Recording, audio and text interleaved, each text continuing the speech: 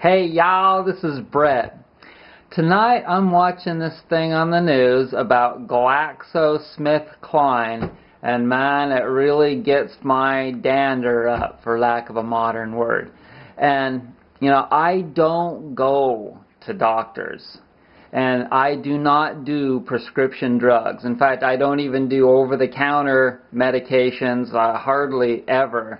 And that's because they're just not natural. Somebody's trying to create some funny business so that they can make a patent and make a lot of money.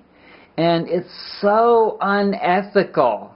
And, you know, God's medicine is herbs.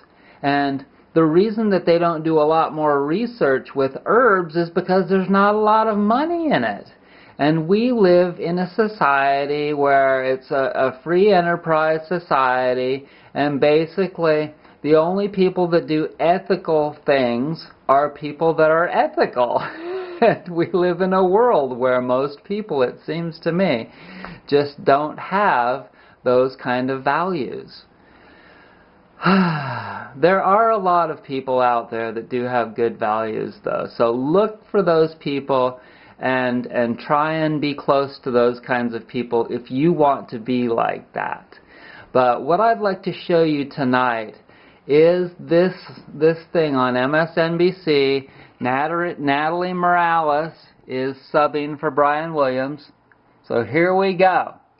There is news tonight about the company that makes some very big-name prescription drugs. GlaxoSmithKline has agreed today to pay a multi-billion-dollar fine, the largest ever in a healthcare fraud case.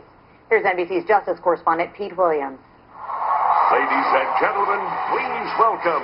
At the launch of asthma drug Advair, prosecutors say global drug giant GlaxoSmithKline urged the sales force to push hard, even for uses that were not federally approved.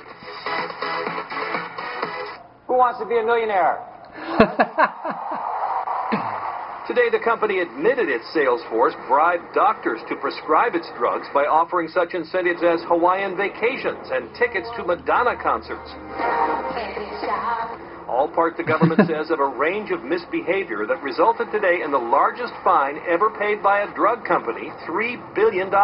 This historic action is a clear warning to any company that chooses to break the law.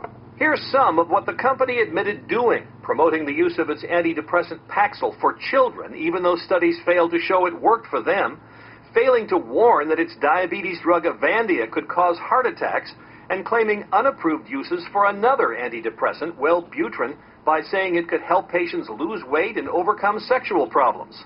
GSK hired a public relations firm to create a buzz about getting skinny and how you could have more sex simply by using this drug. Today, GlaxoSmithKline's CEO said the behavior happened in a different era for the company, and that it has fundamentally changed its procedures for compliance, marketing, and selling. And the company has agreed to a new integrity policy. No more rewarding the sales force on the number of drugs sold, and executives could lose their bonuses if the people working for them break the rules. Pete Williams, NBC News at the Justice Department.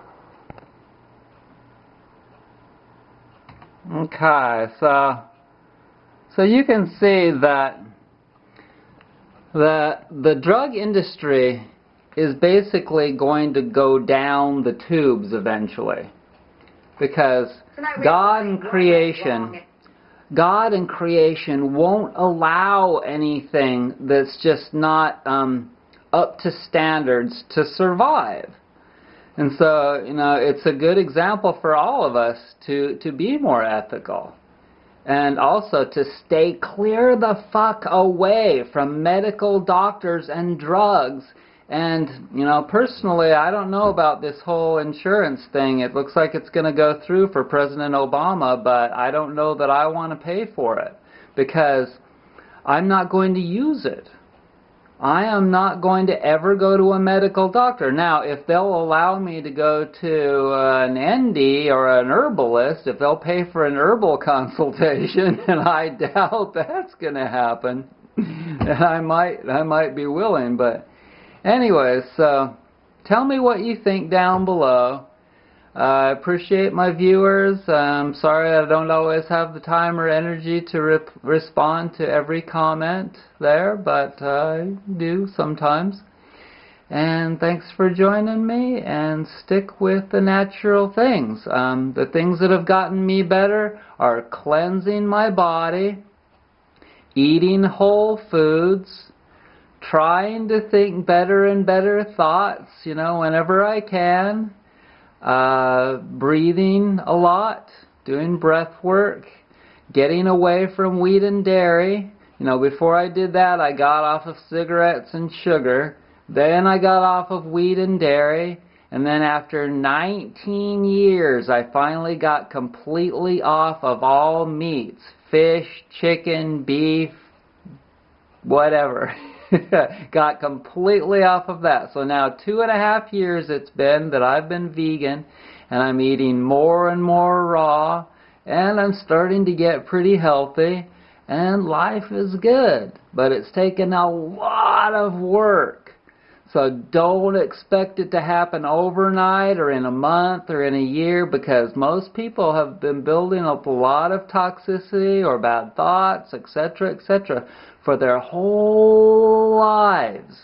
And it takes a lot of time to dig your way out of a deep hole. And the deeper your hole is, the longer it's going to take to dig your way out. Thanks a lot, y'all. Be good.